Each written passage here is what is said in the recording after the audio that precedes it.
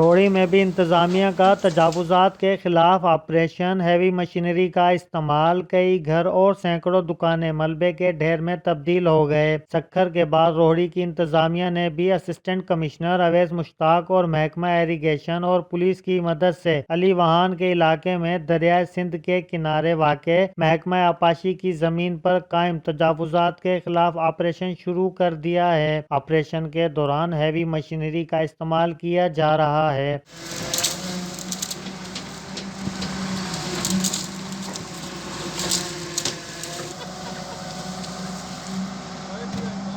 इस दौरान कई घर, सैकड़ों दुकानें और भैंसों के बाड़े मस्मार कर दिए गए हैं। ऑपरेशन के दौरान घरों में मौजूदा हजारों रुपए मालियत का सामान भी टूट फूट का शिकार हो गया। अली वहान के रिहायशी ऑपरेशन के दौरान हसरत से अपने आशियाने मस्मार होते देखते रहे और अपने घरों का सामान मलबे से तलाश करते रहे। कैमरा टीम के साथ गुलाम नबी मेहर, वतन न्यूज़, सक्खर।